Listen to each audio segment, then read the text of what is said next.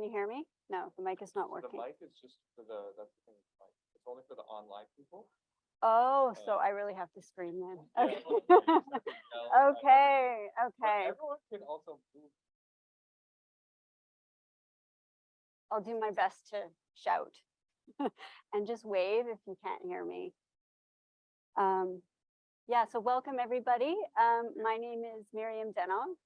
I'm a professor at McGill University, and it's a real pleasure to be here with you today. I'm going to be taking us talking about a context outside of Canada, and I'll give you a little bit of sort of background and context as to the issue and why I've taken this on. So in terms of my research, I focus on issues around war and armed conflict, and particularly the impact of armed conflict on children and families, and what are the issues in terms of children, developmental issues that may come as a result of the impact of armed conflict on children and families, and intergenerational components as well.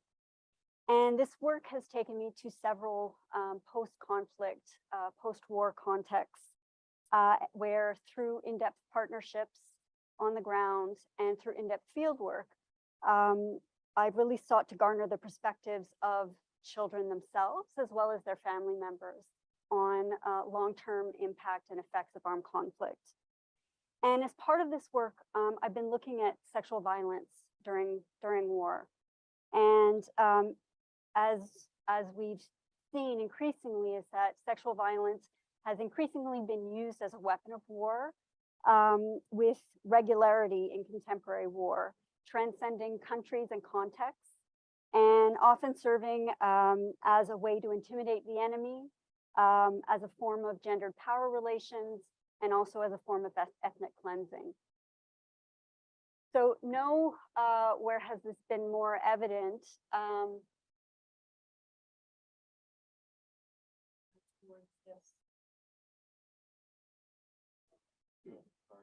That's okay. I'll, if you don't mind, I'll let you know when to. Nowhere has this been more evident than during the 1994 genocide in Rwanda, where in the 100 days of genocide against the Tutsi, an estimated 350,000 women and girls were sexually assaulted, and an estimated 25,000 children were born of these rapes. So if you could change. So in partnership with a local Rwandan research team, we've been exploring the lives of mothers who gave birth to children born of war, of genocidal rape, as well as their children who were born of rape. And our team is made up of Rwandan and Canadian researchers. And as part of our team, we really wanted to make sure that young people's voices were part of the entire process. And so we have youth researchers who themselves were born of rape, who are on our research team, who've been informing, have been involved in data collection, data analysis, dissemination, and writing alongside. And one of the things is that when we began to carry out this work, we were focused essentially on women and their children. And what we've been finding is that as a result of their birth origins, as a result of being children born of rape, these children face immense forms of stigma, violence, and are excluded within their families and communities and within the larger society. They're referred to locally as children of hate, and they're often linked to and associated with their perpetrator father. So as I mentioned, our research was primarily looking at women and children. And as the research progressed, one of the issues that kept coming up in our research was the issue of fatherhood, and that these young people wanted to learn about their fathers. They mentioned their fathers. Many of them had never met their fathers. Many didn't want to meet their fathers. Yet they spoke about the implications of fatherhood, of father absence, and in some cases, a desire to connect with their fathers, regardless of what these men had done to their mothers. So as the research continued and the issue of fatherhood, father absence came up increasingly, we began to realize the limitations of our own work and our selective focus on motherhood and what that meant for the lives of children born of the genocide. And so the majority of studies, in fact, including our own, really do only focus on the mothers and the children. And there's a tremendous gap that exists around issues around fatherhood for these young people. So some of the key questions that were coming up during the earlier research was, what roles do fathers play in the lives of children born of conflict-related sexual violence? What are children's views and perspectives on their biological fathers? How do they see them? What are some of the issues that are coming up for them as they age? And how do children negotiate their identities and their understandings of fatherhood, particularly in a context where their mother has been traumatized by the experience of sexual violence? And as a result, the child has to navigate that also. So these were some of the key questions that were being raised. Yeah.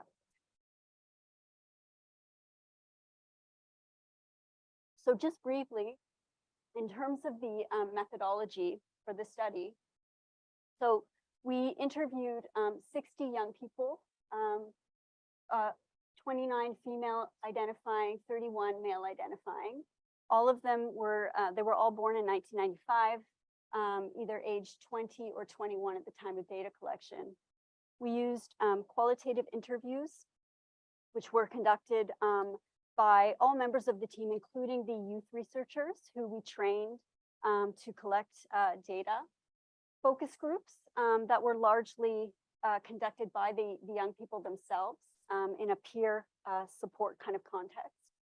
And we also used a tool that we actually developed collectively, because one of the things that we realized quite quickly is how difficult it is to actually talk about many of these issues, and that speaking isn't always the best way to impart your expertise and your knowledge.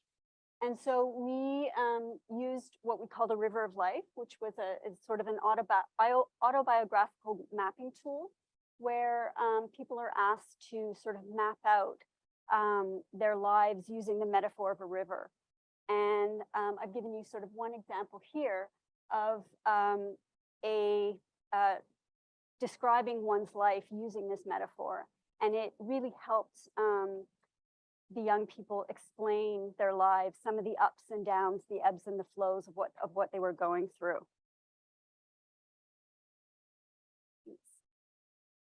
So I'm going to be explaining sort of not all of them, but a few of the key themes that have emerged in the research around fatherhood. The first one is grappling with father absence, perspectives on biological fathers, identity and truth telling. So how identity was impacted and the constant search for the truth for these young people, and heritage and paternal families. Thank you. So one of the key issues that came up was around this notion of father absence, that growing up without a biological father, and most had very little information about their father, and that they described this as one of the most detrimental elements of their life. As this young person said, the best thing that makes me happy is to live with my mom. The worst is to live without any information about my father. And the youth believed that they felt different from their peers, and they expressed a sense of isolation, a sense of sadness because of a lack of a parental figure. As this young person said, one was asked, do you see any difference between you and other children? They have their fathers when I don't, and this makes me sad. So their perspectives on their biological fathers varied. You had some who had very negative views of a man that they had never met. Others were more ambiguous and complex. They felt that they perhaps wanted to meet with him, but were unsure and were still angry on behalf of their mother. And others who were desiring a relationship with their father. So, yeah, next slide, thanks.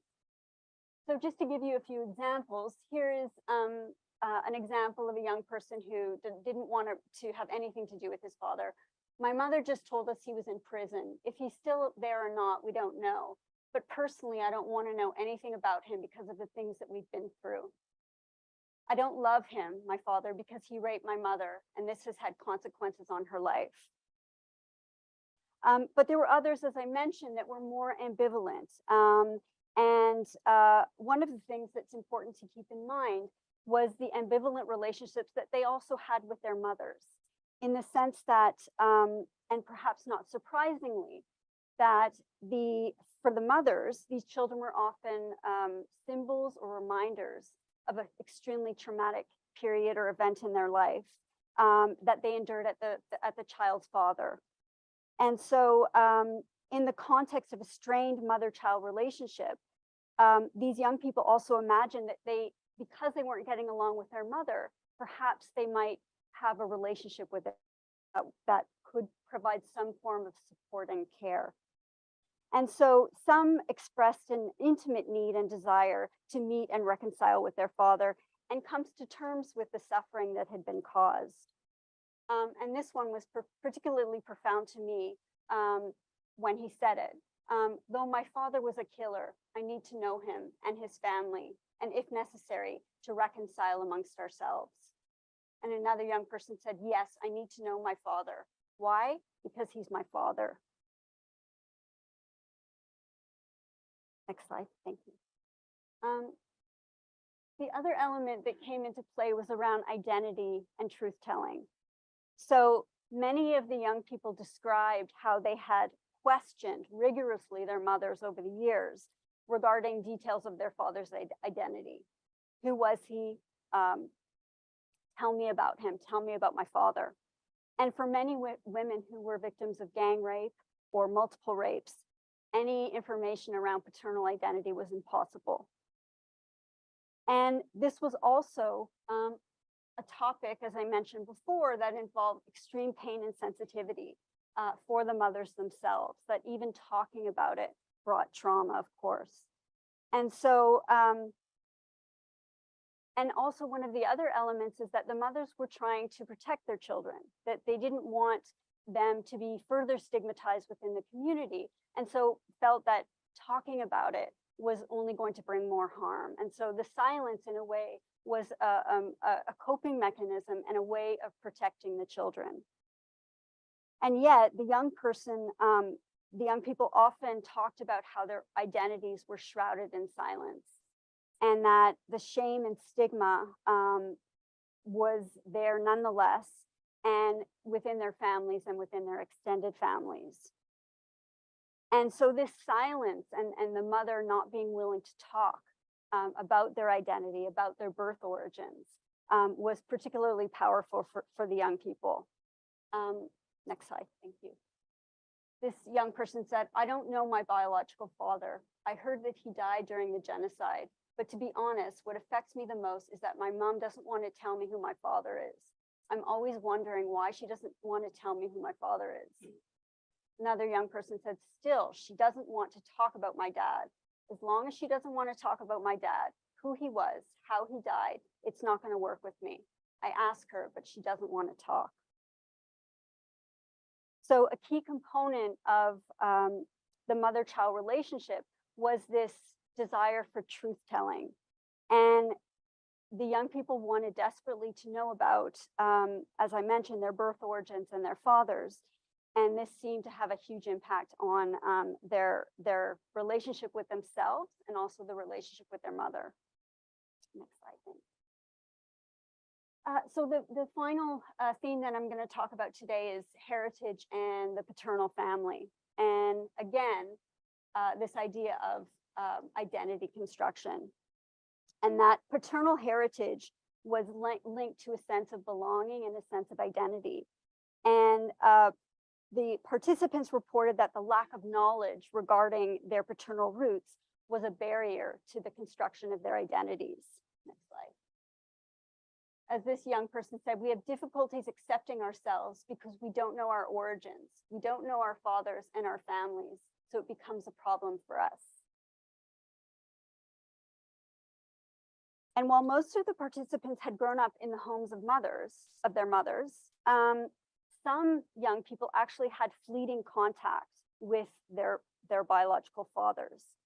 And in some cases, their biological father was even living within the same village as them.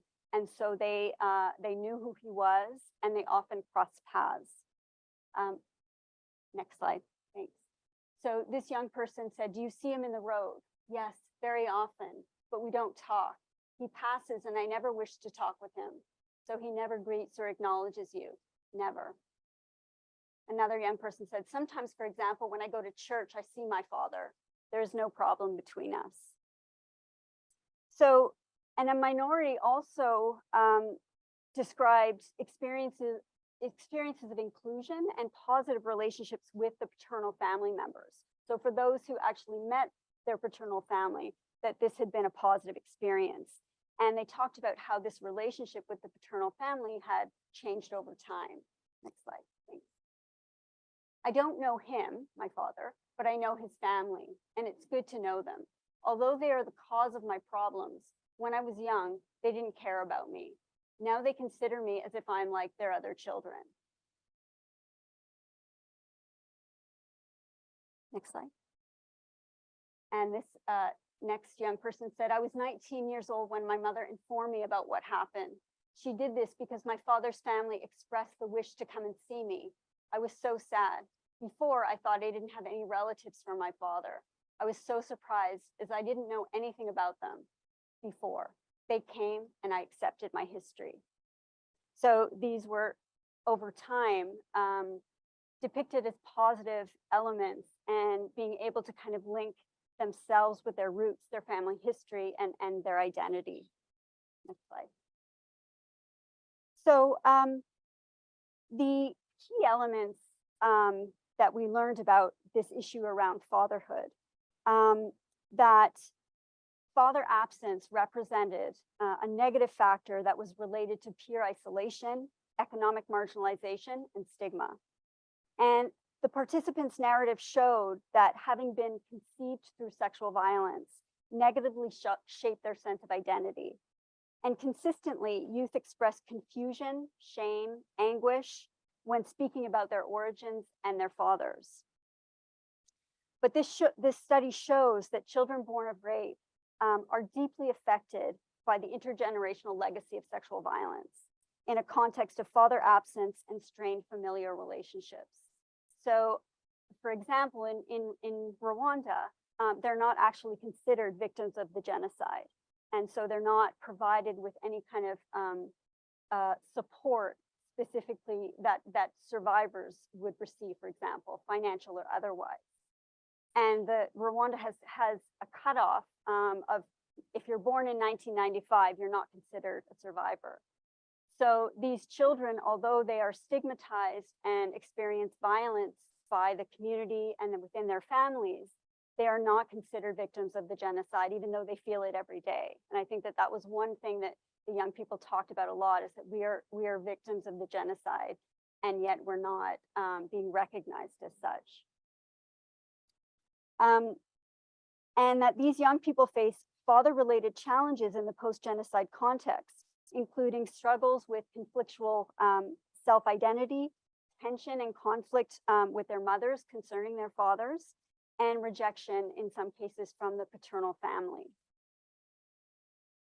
And I think a key finding of the research is that even if the biological father of these children may be absent from their everyday lives, they nonetheless play a key role in the development of these young people's identities, social networks, and long-term well-being. So they're incredibly present in their absence.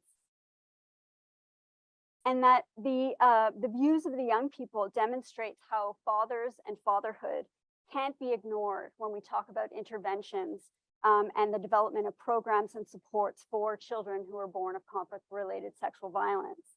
There tends to be a focus, as in our own research, focus on the mothers and the children, and a real neglect of the father, who plays a really key role in terms of identity construction and other, obviously, other elements as well. And in many respects, knowing of their fathers appear to be a critical missing piece towards reconciling their life. Nevertheless, given the complexity and the sensitivity of addressing the role and implications of fatherhood for both children and their mothers, any type of intervention or attention to notions of fatherhood for children born of conflict-related sexual violence must be done with critical attention to the potential for trauma for all parties involved, whether it's the mother, whether it's for the child. Thank you.